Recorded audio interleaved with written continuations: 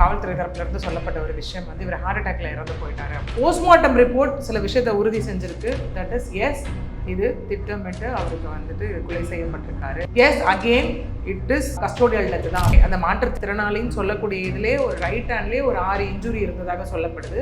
Left நெஞ்சு பகுதிக்கு கீழே பார்த்தா ஒரு 7 சென்டிமீட்டர் அளவுக்கான காயங்கள் இருந்ததாகவும், தலையில வந்து 2 இடத்துல காயங்களும், ஸ்கல்லில் மண்டை ஓட்லையும் இன்ஜுரி இருந்தது. இதனால தான் ஒரு 3 சிறை காவலர்கள் வந்து அரெஸ்ட் பண்ணப்பட்டிருக்காங்க. ஒரு 7 செக்ஷன்ஸ் ஆனது இங்கே ஃபைல் பண்ணப்பட்டிருக்கு. பட் எங்கேயுமே இல்லாத ஒரு விஷயமா நம்ம இந்த ஒரு பர்டிகுலர் கேஸில் பார்த்தோம் அப்படின்னா, இதில் இப்போ நமக்கு வந்திருக்கக்கூடிய அப்டேட் என்ன இங்கே சொல்கிறாங்க அப்படின்னா, சிறை கைதிகள் அவங்களுக்கும் இவருக்கும் சண்டை ஏற்பட்டிருக்கு, இவங்களும் சேர்ந்து கொடூரமாக இவரை தாக்கியிருக்காங்க. சிறையில் ஒரு விஷயம் நடக்குது அப்படின்னா ஹெட் அஃபீஷியலுக்கு தெரியாம எதுவுமே நடக்க போகிறது கிடையாது. ஏன்னா இவரே ஒரு வாட்டி வீட்டில் வந்து அவங்க அக்கா கிட்டயும் ஒய்ஃப் கிட்டலாம் பேசும்போது வந்து சும்மா லஞ்சம் கேட்குறாங்க. Which means like cigarette pockets 25,000 ரூபாய் காசு கொடுக்கணும். ஸோ லஞ்சம் கேட்டுட்டே அவங்க வந்து மிரட்டினாங்க. கொடுக்கலன்னா இந்த ரிவெஞ்சில் தான் இவ்வளோ அவர் வச்சிருந்தாரு. தடை செய்யப்பட்ட ஒன்றாகவே இருந்தாலும் cigarettes and other tobacco products 2003 police அஃபிஷியலை வந்துட்டு அவர் திட்டினாரு, வச்சாரு. அந்த மாதிரி ஒரு பாஸா இருந்தாலுமே அது கூட ஆக்ட்ஸ் போட்டு அவங்க எடுத்துட்டு போயிருக்கலாம். அடிக்கிறதுக்கான ஒரு ரைட்ஸ் யார் கொடுத்தா? போன வாட்டி வந்து டிஎம்கே ஆட்சியில் இருக்கும்போது அப்போ நடந்த கஸ்டோடியல் டெத் எல்லாம் வந்துட்டு ஏடிஎம்கே வாய்ஸ் அவுட் பண்ணதும், மற்ற கட்சியினர் வாய்ஸ் அவுட் பண்ணதும், இப்போ நடக்கும்போது அதே டிஎம்கே திரும்ப வாய்ஸ் அவுட் பண்ற கான்செப்ட். எந்த ஆட்சி வந்தாலும் காட்சி மாறல. தமிழ் நேயர்களுக்கு வணக்கம். இன்று நம்முடன் இருப்பவர் அட்வொகேட் பிரியதர்ஷினி அவர்கள். வணக்கம். வணக்கம். கன்னியாகுமரியைச் சேர்ந்த சபரிவர்மன் அவர்கள் வந்து குட்கா விற்பனை நடத்தியதாக கைது செய்யப்பட்டு நாகர்கோவில் சிறையில் வந்து மரணம் அடைஞ்சிருக்காரு. இந்த ஒரு லாக்அப் டெத் கொடுத்து ஒரு மிகப்பெரிய பேசும் பொருளாக இப்போ மாறி இருக்கு. இந்த ஒரு வழக்கு வந்து பல கோணத்துலையும் வந்து சொல்லப்படுது. இதை நீங்கள் எப்படி பார்க்குறீங்க? இந்த வழக்கில் என்ன நடந்தது? ஒரு உண்மையான செய்திகளை சொல்லுங்கள். எஸ், முதல்ல ஆஸ் யூஷுவல் எல்லா ஒரு கேசஸ்லையும் இருக்க மாதிரி காவல்துறை தரப்புலேருந்து சொல்லப்பட்ட ஒரு விஷயம் வந்து இவர் ஹார்ட் அட்டாக்ல இறந்து போயிட்டாரு அப்படிங்கிறது தான் சொல்லப்பட்ட விஷயமா இருக்குது. பட் அதுக்கப்புறம் அவங்க ஃபேமிலியும் தொடர்ந்து நிறைய குற்றச்சாட்டுகள் முதலே வச்சாங்க. என்னென்னா இந்த இறந்து அவருடைய அக்கா பேசினதாக இருக்கட்டும், அதுக்கப்புறம் அங்கே இருக்கக்கூடிய ஃபேமிலி மெம்பர்ஸ், ரிலேட்டிவ்ஸ், அவங்க ஒய்ஃப் பேசினதாக இருக்கட்டும், அவங்க அம்மா பேசினதாக இருக்கட்டும், இது வந்து மண்டே அன்னைக்கு நமக்கு இது ரிப்போர்ட் ஆன அன்னைக்கு பெருசாக இதனை தொடர்ந்து எந்தவித லைக் பெருசாக சர்ச்சைகள் இல்லாமல் தான் போயிட்டு இருந்தது. என்னன்னா இவர் இருந்தாரு, லைக் ஹார்ட் அட்டாக்ல இறந்துட்டாரு அப்படிங்கிற மாதிரி, அதாவது அந்த ஆசாரிப்பள்ளம் மருத்துவமனைக்கு வந்து கூட்டிகிட்டு போனாங்க. அப்போ அவர் இறந்துட்டாரு, சிறையில் இறந்துட்டாரு அப்படிங்கிற மாதிரி சொல்லப்பட்டது. அப்புறம் ஃபேமிலி தரப்புல இருந்து ஒரு கேள்விகள்லாம் அங்கே எழுப்பப்பட்டுச்சு இல்லையா? என்னன்னா 34 வயசு தான் ஆகுது, அவருக்கு உடம்பு நல்லா தான் இருந்தார். ஃப்ரைடே கூட நாங்கள் போய் பார்த்தோம். விச் மீன்ஸ் ஜூலை 9 இந்த இன்சிடென்ட் நடந்து அவர் அரெஸ்ட் ஆறாரு. ஜூலை 10 நாங்கள் போய் பார்த்துட்டு சாட்டர்டே சண்டே பெயில் எடுக்க முடியாது, நாங்கள் இந்த வீக்கில் வெனஸ்டேக்குள்ளே நாங்கள் வெளியில் கூட்டிகிட்டு வந்துடுறோம்னு சொல்லிட்டு நாங்கள் போய் பார்த்தோம். அப்போ யூ வாஸ் ஓகே, எப்படி சடனாக இது நடக்கும் அப்படிங்கிற மாதிரி. அதுக்கப்புறம் நாங்கள் போய் பார்க்கும்போது உடலில் முழுக்க காயங்கள் இருந்ததுன்ற மாதிரி சில பேர் அங்கே வந்து சொல்லியிருந்தாங்க. ஸோ இதனை தொடர்ந்து வந்து இது ரொம்ப சர்ச்சையாகவே போயிட்டு இருந்தது. தட் இல்லை, இது வந்துட்டு லாக்அப் டெத்து தான் வந்து நாங்கள் இதை வந்து நம்புகிறோம் அப்படிங்கிற மாதிரி. இதில் வந்து ஆஸ் யூஷுவல் ஒரு குற்றச்சாட்டுகளும் இதில் வந்து ஒரு போராட்டங்களும் இதில் வந்து நடந்துக்கிட்டே இருந்தது நம்மளால் பார்க்க முடிஞ்சுது. அதன் விளைவாகத்தான் போஸ்ட்மார்ட்டம் ரிப்போர்ட், ஏன்னா அந்த சயின்டிஃபிக்கல் எவிடன்ஸ் அப்படிங்கிற ஒரு விஷயம் பார்க்கும்போது இது வரைக்கும் நடந்த லாக்அப் டெத்தில் எல்லாமே, அதாவது ரொம்ப லைக் லேண்ட்மார்க் கேசஸாக பேசப்படுற ஒரு விஷயம். ஜெயராஜ் பெனிக்ஸ், அதுக்கப்புறம் அஜித்குமார் வழக்காக இருக்கட்டும், இல்லை ஆகாஷோடைய லாக்அப் டெத்தாக இருக்கட்டும், இது எல்லாத்துலேயும் அதில் பெரிய திருப்புமுனை ஏற்படுத்தியது அப்படின்னு நம்ம பார்க்க போனால் தட் இஸ் அந்த போஸ்ட்மார்ட்டம் ரிப்போர்ட். ஓகே, அந்த அட்டாப்சி ரிப்போர்ட்டை வச்சு பார்க்கும்போது அதில் வரக்கூடிய ஒரு விஷயம், இது வந்து அவருக்கு நிஜமாவே உடம்பு சரியில்லாமல் அவர் ஹார்ட் அட்டாக்ல இறந்து போனாரா, இல்லை இட் வாஸ் அ பிளான்டு ஒன்னா அப்படிங்கிறது வந்து நமக்கு ஒரு கேஸ்லையும் அடுத்தடுத்த கட்டத்துக்கு நோக்கி கொண்டு போன ஒன்றாக தான் இருந்தது. இங்கேயும் போஸ்ட்மார்ட்டம் ரிப்போர்ட் சில விஷயத்தை உறுதி செஞ்சிருக்கு. தட் இஸ் எஸ், இது திட்டமிட்டு அவருக்கு வந்துட்டு கொலை செய்யப்பட்டிருக்காரு, அதுவும் சிறையிலேயே கொலை செய்யப்பட்டிருக்காரு. Yes, again it is lockup death தான், கஸ்டோடியல் டெத் தான் அப்படிங்கிற ஒரு விஷயம் வந்துட்டு இங்கே டிசைட் செய்யப்பட்ட ஒன்றாக இருக்குது. அதற்கு காரணம் போஸ்ட்மார்ட்டமில் வந்த ஒரு லைக் ரிப்போர்ட் என்ன சொல்லியிருக்குன்னா, 19 இடத்துல அவர் உடல்களில் இன்ஜுரி இருந்ததாக சொல்லப்படுது. ஏன்னா அவர் ஆல்ரெடி ஒரு மாற்றுத்திறனாளி வேறு இல்லையா? ஸோ அப்படி இருக்கும்போது அவரோட ரைட் ஹேண்ட், அந்த மாற்றுத்திறனாளின்னு சொல்லக்கூடிய இதுலேயே ஒரு ரைட் ஹேண்ட்லேயே ஒரு 6 இன்ஜுரி இருந்ததாக சொல்லப்படுது. லெஃப்ட் நெஞ்சு பகுதிக்கு கீழே பார்த்தா ஒரு 7 சென்டிமீட்டர் அளவுக்கான காயங்கள் இருந்ததாகவும், தலையில் வந்து 2 இடத்துல காயங்களும், ஸ்கல்லில் மண்டை ஓட்லையும் இன்ஜுரி இருந்தது. இதனால தான் அவர் இறந்து போயிருக்காரு அப்படிங்கிற ஒரு விஷயம் அஃபீஷியலாக நமக்கு வந்ததுக்கப்புறம் இங்கே என்ன ஆயிருக்கு அப்படின்னா, ஒரு 3 சிறை காவலர்கள் வந்து அரெஸ்ட் பண்ணப்பட்டிருக்காங்க. ஒரு 7 செக்ஷன்ஸ் ஆனது இங்கே ஃபைல் பண்ணப்பட்டிருக்கு. யார் அப்படின்னா, இந்த நாகர்கோவில் டிஸ்ட்ரிக்ட் இது இருக்குல்ல, கிளைச்சிறை டிஸ்ட்ரிக்ட் பிரசன்ட் ஜெயில் இருக்கு இல்லையா, அங்கே இருந்தக்கூடிய முதன்மை வார்டன் சிவகுமார், அதுக்கப்புறம் வார்டனாக இருந்த ஜெகன், அப்புறம் வந்து திருமலை நம்பி சுரேஷ் அப்படிங்கிற 3 பேரும் இங்கே வந்து அரெஸ்ட் பண்ணப்பட்டிருக்காங்க. ஓகே, அரெஸ்ட் பண்ணப்பட்டு 7 செக்ஷன்ஸ் அவங்க மீது வந்து போடப்பட்டிருக்கு. இது ஒரு பக்கம். நேசமணி காவல் நிலையத்தை சேர்ந்தவங்க வந்து அதை அரெஸ்ட் பண்ணி அடுத்த ப்ராசஸை கொண்டு போயிருக்காங்க. அது மட்டும் இல்லாமல் எந்த ஒரு கேஸ்லையும் இல்லாத ஒரு விஷயம், எப்பவுமே போலீஸ் அஃபீஷியல்னால் இந்த இடத்துல வந்துட்டு அரெஸ்ட் ஆவாங்க, அவங்க மீது தான் குற்றச்சாட்டு அப்படிங்கிறது ஒன்று போகும். பட் எங்கேயுமே இல்லாத ஒரு விஷயமா நம்ம இந்த ஒரு பர்டிகுலர் கேஸில் பார்த்தோம் அப்படின்னா ஒரு 8 சிறை கைதிகளும் இப்போ வந்து கொண்டு வரப்பட்டிருக்காங்க. அதாவது இந்த விஷ்ணு, சாரதி, ஜெகன், பெருமாள், சரத், சேதுராம், அஜித், அரவிந்த் அப்படிங்கிற நீண்ட நாள் அவங்க கைதிகளாக இருப்பாங்க இல்லையா, அவங்களும் இப்போ வந்து அரெஸ்ட் பண்ணப்பட்டிருக்காங்க. இந்த 3 பேரும் ஆல்ரெடி அரெஸ்ட் பண்ணப்பட்டு அவங்களும் 15 நாள் வந்து ரிமாண்டில் எடுக்கப்பட்டாச்சு. அந்த 3 காவல்துறை அதிகாரிகளும் அவங்களும் இப்போ சஸ்பெண்ட் பண்ணப்பட்டுட்டாங்க. பட் ஃபேமிலி தரப்புலேருந்து இன்னும் வைக்கக்கூடிய கோரிக்கைகள் என்னவா இருக்குது அப்படின்னா, இந்த தென்தாமரை குளம் காவல் நிலையம் இருக்கு இல்லையா, அதனை சேர்ந்த எஸ்ஐ ஓகே அவரை வந்து கண்டிப்பாக அரெஸ்ட் பண்ணணும், டிஸ்மிஸ் பண்ணணும் அப்படிங்கிறது வந்துட்டு இங்கே அவங்களுடைய ஃபேமிலி வைக்கக்கூடிய மிகப்பெரிய கோரிக்கையாக இருக்குது. ஒன்று. இன்னொன்று பார்த்தோம் அப்படின்னா, சரி போலீஸ் அஃபிஷியல் ஒரு பக்கம், சிறை கைதிகள் 8 பேரை எப்படிங்க சேர்ந்து இதில் அரெஸ்ட் பண்ணாங்க அப்படிங்கிற ஒரு கான்செப்ட்ஸ் எல்லாமே நமக்கு ரொம்ப கன்ஃபியூஸாக இருக்கும் இல்லையா. இதில் இப்போ நமக்கு வந்திருக்கக்கூடிய அப்டேட் என்ன இங்கே சொல்கிறாங்க அப்படின்னா, தட் சம்பவம் நடந்த அன்னைக்கு, அதாவது 12ஆம் தேதி இரவு, ஓகே இது வந்து நமக்கு எப்போ ரிப்போர்ட் ஆகுதுன்னா 13ஆம் தேதி காலையில் அவர் இறந்துட்டார் அப்படின்னு அவங்க வீட்டிலே சொல்லியிருந்தாங்களே. ஒரு 7 மணி 7:30 மணி போல எங்களுக்கு கால் வந்துச்சு. ஃபர்ஸ்ட் மயங்கிட்டாருன்னு வந்தது, அதுக்கப்புறம் போனால் சிரிச்சுக்கிட்டே இறந்துட்டாருன்னு சொல்கிறாங்க. அதுலேயும் அந்த வார்டன் சொன்னாருன்ற மாதிரி அவங்க வீட்டில் இருக்கவங்க கூடியவங்க சொன்னதை நம்மளால பார்க்க முடிஞ்சுது. ஸோ 12ஆம் தேதி இரவு இங்கே இறந்து போனார் இல்லையா, அவர் வந்துட்டு சத்தம் போட்டதுனால, அவர் ஏதோ கத்துனதுனால இந்த 8 பேர் சொன்னோம் இல்லையா சிறைவாசிகள், சிறை கைதிகள், அவங்களுக்கும் இவருக்கும் நடுவில் வந்து சண்டை ஏற்பட்டிருக்கு, அதில் வந்து தாக்கியிருக்காங்க அப்படின்னும், இந்த 3 பேர் இருக்காங்களே சிறை காவலர்கள், இவங்களும் சேர்ந்து கொடூரமாக இவரை தாக்கியிருக்காங்க அப்படிங்கிற ஒரு விஷயம் இப்போ சொல்லப்பட்டு இருக்கு. அதாவது சபரிவர்மன் இருக்க அந்த சிறையிலும் இந்த 8 பேருக்கும் வந்து மோதல் ஏற்பட்டுச்சு. ஓகே, அதன் விளைவாக இந்த 3 பேரும் சேர்ந்து அவங்கள வந்து இங்கே தாக்கியிருக்காங்க அப்படிங்கிற ஒரு விஷயம் இப்போ அடுத்த கட்ட ஒரு அப்டேட்டாக நமக்கு வந்து வந்திருக்கு இதில். பட் இதில் இன்னொரு விஷயம் நம்ம ஒரு கொஸ்டினாக இல்லை என்ன யோசிக்கணும் அப்படின்னா, சிறையில் ஒரு விஷயம் நடக்குது அப்படின்னா கண்டிப்பாக சூப்பரண்டென்ட் அந்த ஹெட் அஃபீஷியலுக்கு தெரியாமல் எதுவுமே நடக்க போகிறது கிடையாது. அவங்களோட ஆர்டர் வச்சு தான் அடுத்தடுத்த விஷயங்கள் போக போகுது. அடுத்தடுத்த கட்ட இன்வெஸ்டிகேஷன் நமக்கு மிக முக்கியமாக தெரிய வேண்டியதும் தெரிய வரப்போவதுமான ஒரு விஷயம் என்ன அப்படின்னா, அவரோட ரோல் என்னவா இருந்தது. ஓகே, இந்த சிறை காவலர்கள் இந்த மாதிரி ஒரு பிரச்சனை நடந்ததுன்னு அவர்கிட்ட இன்ஃபார்ம் பண்ணாங்களா, ஓகே இன்ஃபார்ம் பண்ணி இவங்க வந்து அவங்கள அடிச்சாங்களா, இல்லை என்ன நடந்தது அப்படிங்கிறது எல்லாமே நமக்கு அடுத்தடுத்த கட்ட இன்வெஸ்டிகேஷனில் தான் வரப்போகுது. எது எப்படி இருந்தாலும் இங்கே திரும்ப சொல்லப்படுற ஒரு விஷயம், அவர் வந்து குட்கா வச்சிருந்தாருன்னு அரெஸ்ட் பண்ணோம் அப்படிங்கிறது சொல்லப்படுற ஒரு விஷயம் காவல்துறை தரப்புல இருந்து. பட் அப்படியே ஃபேமிலி தரப்புலேருந்து என்ன சொல்கிறாங்க அப்படின்னா, அவரோட பர்சனல் யூஸ்க்காக தான் அங்கே வச்சிருந்தாரு புகையிலை அப்படின்னு ஒன்று சொல்லப்படுது. இன்னொன்று அவரை லஞ்சம் கேட்டு அவங்க வந்து மிரட்டினது. ஏன்னா அவங்க ஒய்ஃப் பேசும்போது ஒரு விஷயம் சொல்லியிருந்தாங்க, என்னென்னா ஃபர்ஸ்ட் டைம் நீ கடைக்குள்ள வச்சு விற்காத, வெளியில் விற்றுக்கோன்னாங்க. அப்போ என்ன விற்க சொல்கிறாங்களா எங்களை அப்படிங்கிற மாதிரி. அடுத்தது வந்து லஞ்சம் கொடுக்கணும்.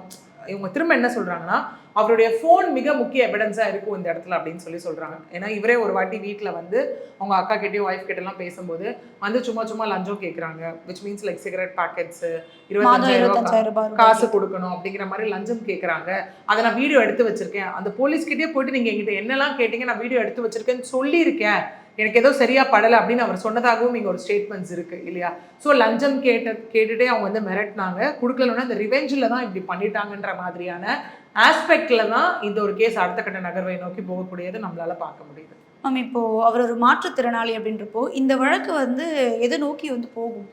எஸ் நம்ம பார்க்கணுன்னா இந்த மாற்று பொதுவாகவே யார் அரெஸ்ட் பண்ணாலும் அவங்கள வந்து ரொம்ப கேர்ஃபுல்லாக தான் careful in the sense as per law தான் ஹேண்டில் பண்ணணும். ஓகே, ஏன்னா நமக்கு வந்து as per கான்ஸ்டியூஷன் நம்ம பார்த்தாலும், ஏன்னா நம்ம வந்து லா படி பார்த்தாலும் ரைட்ஸ் ஆஃப் அன் அரெஸ்டட் பர்சன்னே இருக்குது. ஒரு பர்சன் அரெஸ்ட் பண்ணப்பட்டாலும் குற்றம் சாட்டப்பட்டவராக இருந்தாலும் அவருக்கும் சில ரைட்ஸ் இருக்குது, அந்த இடத்துல உரிமைகள் இருக்குது. அப்படின்னும் போது as per constitution article 20(1), 20(3) and 21 படி பார்த்தோம் அப்படின்னா யாரை அரெஸ்ட் பண்ணாலும் அதற்குரிய லீகல் இதில் தான் எடுத்துகிட்டு போகணும். ஏன்னா right to life and personal லிபர்ட்டின்றது அவங்களுக்கும் இருக்குது அந்த இடத்துல இல்லையா.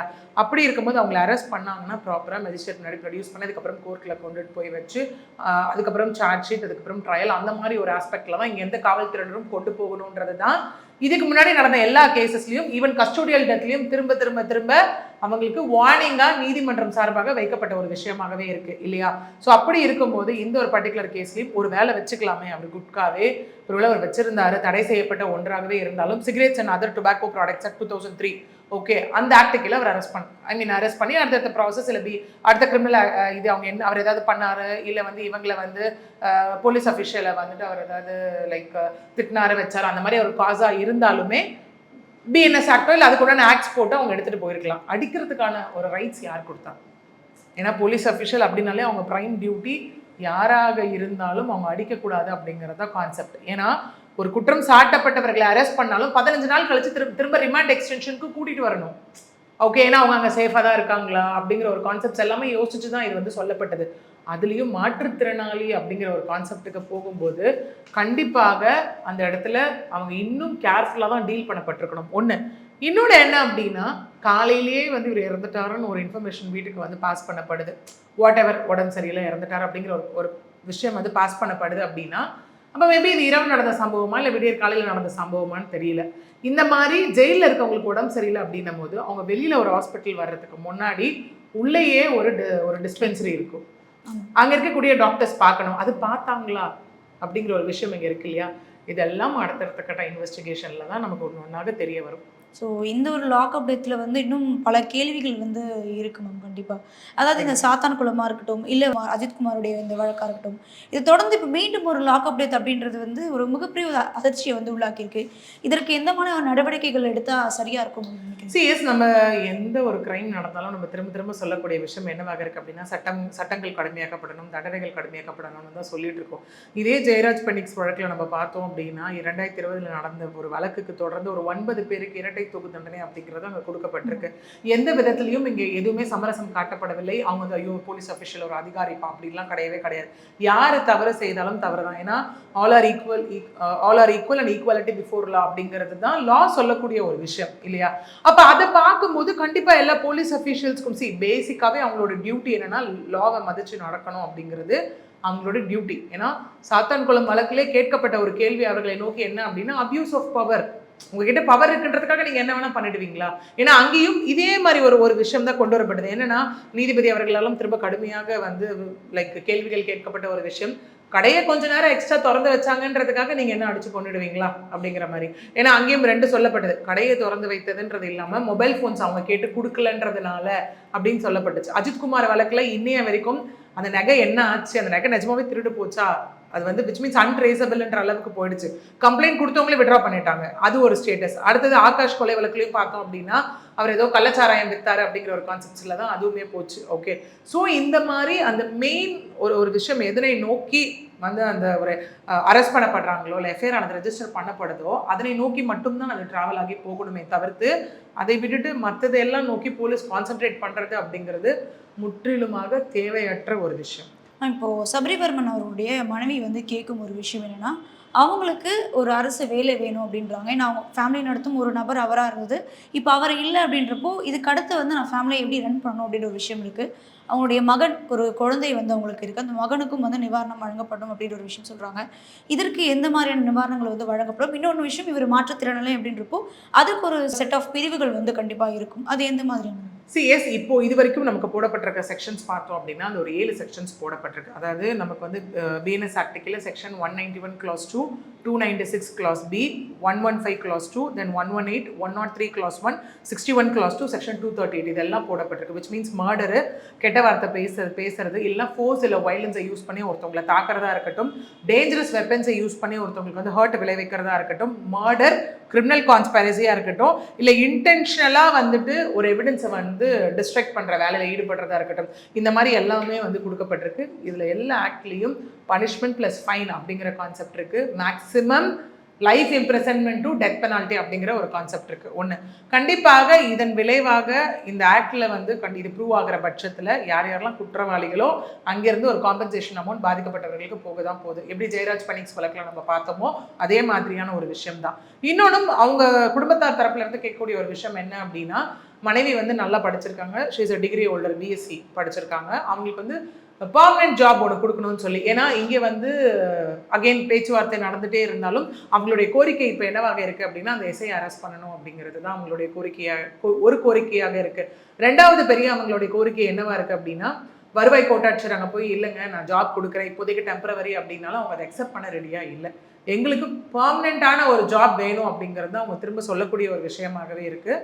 ஸோ அந்த காம்பன்சேஷன் அப்படிங்கிறதா இருக்கட்டும். ஏன்னா அவங்க திரும்ப சொல்கிறது என்னென்னா கரூரில் இறந்தவங்களுக்கு எல்லாம் ஒர்க் கொடுக்குறீங்க, அப்போ இங்கேயும் ஒர்க் கொடுங்கன்னா ஃபேமிலியை நடத்தி கொண்டுட்டு போகிற அந்த சர்வைவல் கான்செப்ட்னு நோக்கி போகும்போது இருந்த ஒருத்தரும் இறந்து போயிட்டாரு, அதையும் காவல்துறையினரே அடிச்சு கொண்டு இருக்காங்க அப்படின்னு இருக்கும்போது அதனை வைத்து தான் அவங்க வந்து இங்கே ஒர்க் அப்படிங்கிறத அவங்க டிமாண்ட் பண்ணுறாங்க. நம்ம அதாவது தொடர்ச்சியாக வந்து இந்த ஒரு ஆட்சியில் தாவேக்கா ஆட்சியில் இந்த காவலர்களால் வந்து அடித்து கொல்லப்பட்ட இந்த வழக்கு வந்து ரொம்ப அதிகமாக இருக்குது. இது மட்டும் இல்லாமல் சமீபத்தில் இந்த போதைப் பொருளுக்காக டாஸ்மார்க்காக போராடிய மாணவர்களை வந்து காவலர்கள் வந்து அடிச்சிருக்காங்க. இதை நீங்கள் எப்படி நம்ம பார்க்குறீங்க? இது இன்னும் சொல்லப்போனால் எந்த ஆட்சி வந்தாலும் சொல்லுவாங்கல்ல காட்சி மாறலை அப்படிங்கிற மாதிரியான ஒரு கான்செப்ட் தான் போகும்போது நம்ம திரும்ப அது வந்து ஃபார் எக்ஸாம்பிள் போன வாட்டி வந்து டிஎம்கே ஆட்சியில் இருக்கும்போது அப்போ நடந்த கஸ்டூரியல் டெத் எல்லாம் வந்துட்டு ஏடிஎம்கே வாய்ஸ் அவுட் பண்ணதும் மற்ற கட்சியினர் வாய்ஸ் அவுட் பண்ணதும் அந்த இடத்துல இருக்கும். இப்போ நடக்கும்போது அதே டிஎம்கே திரும்ப வாய்ஸ் அவுட் பண்ணுற கான்செப்ட்ஸும் இந்த இடத்துல இருக்கு இல்லையா? இது அகெயின் சிறைத்துறை அப்படின்னு வரும்போது மினிஸ்டர் சி.டி. நிர்மல்குமார் அவர்களுடைய ஒரு இதில் தான் வருது. ஏன்னா நம்ம சிறைத்துறை அப்படிங்கிறது ஸ்டில் இன்னும் கவனத்துக்குள்ளே எடுத்துக்க வேண்டிய ஒரு விஷயம். ஏன்னா நிறைய இந்த மாதிரி சிறைக்குள்ளே வந்து ரொம்ப அது ப்ராப்பராக டிசிப்ளின்டாக கொண்டுட்டு போக வேண்டிய ஒரு இடம் இல்லையா? அங்கேயும் இந்த மாதிரி உள்ள அடிச்சுக்கிறாங்க, இல்லை இதனை தாண்டி இந்த கஸ்டோடியல் டெத் அந்த கான்செப்ட்ஸ் எல்லாம் வரும்போது கண்டிப்பாக அது ஸ்ட்ரிக்ட் ஆக்கப்படணும் அப்படிங்கிறத ஒன்றை தாண்டி விசிட்டிங் ஆஃபீஸர்ஸ் கண்டிப்பாக வந்து அந்த இடத்துல ஒரு எஃபெக்டிவ் இம்ப்ளிமெண்டேஷனாக இருக்கணும். ஓகே, இந்த மாதிரி யாராவது ஒரு எக்ஸ்டர்னல் ஆஃபீஸர்ஸ் அப்பாயிண்ட் பண்ணி சிறைக்குள்ளே என்ன நடக்குது என்ன மாதிரி அதை வந்து அவங்க திரும்ப வந்து ரிப்போர்ட்டாக கவர்மெண்ட்டுக்கு சப்மிட் பண்ணுறது. ஏன்னா இது நம்ம பார்த்தோம் அப்படின்னா இது வந்து ரொம்ப புதுசு கிடையாது. ஜஸ்டிஸ் மகாதேவன் அவர்கள் வந்து சொன்ன ஒரு விஷயம் தான். ரெண்டு வாட்டி வந்து அவர் இதை வலியுறுத்தியிருக்காரு. என்ன அப்படின்னா ஒன்று வந்துட்டு லைக் இந்த நான் அஃபிஷியல் விசிட்டர்ஸ் வந்து இந்த மாதிரி உள்ளே போய் பார்க்கணும், பார்த்து உள்ள என்னெல்லாம் இருக்கு அப்படிங்கிறது அவங்க they have to submit a report back to the government. இது வரைக்கும் நடக்குதான்னு கேட்டால் இல்லை. ஓகே, இன்னொன்று பார்த்தோம் அப்படின்னா இந்த மாதிரி மாற்றுத்திறனாளிகள் உள்ள போகிறாங்க இல்லையா, கைதாகி போகும்போது அவங்களுக்கு வந்து மேண்டேட்டரி இந்த வீல் சேர், ஃபிசியோதெரப்பி, மற்ற கான்செப்ட்ஸ் எல்லாமே அவங்களுக்கு உள்ளே இருக்கணும். இது இருக்கா, எந்த அளவுக்கு இருக்குன்றதை யார் மேண்டேட் பண்ணுறா, யார் வந்து மேற்பார்வையிடுறாங்கன்றது ஒன்று இருக்குல்ல. இதெல்லாம் நடக்குதான்னு கேட்டால் கண்டிப்பாக இல்லை. ஏன்னா இதில் வந்து நம்ம திரும்ப ஆட்சி அப்படிங்கிற கான்செப்ட்ஸை நம்ம தாண்டி எந்த ஆட்சி வந்தாலும் ஈவன் அவங்க வந்து ஒரு குற்றம் செஞ்சவங்கன்னு சொல்லி அரெஸ்ட் பண்ணவே பட்டிருந்தாலும் அவங்களும் பட் எண்ட் ஆஃப் ஒரு ஹியூமன் பீயிங் தானே. அவங்களுக்கான ப்ரொடெக்ஷன்ஸும் அந்தந்த பிளேஸில் கொடுக்கணும் அப்படிங்கிற ஒரு விஷயம் அது எந்த கவர்மெண்ட்டாக இருந்தாலும் அவங்க கண்டிப்பாக அதில் வந்து மானிட்டர் பண்ண வேண்டியது அவசியமான ஒன்று தான். இந்த ஒரு சபரிவர்மன் அவருடைய இந்த ஒரு வழக்கு எந்த அளவுக்கு போகுது அப்படின்னு நம்ம பொறுத்துறது பார்ப்போம். நன்றி. நன்றி.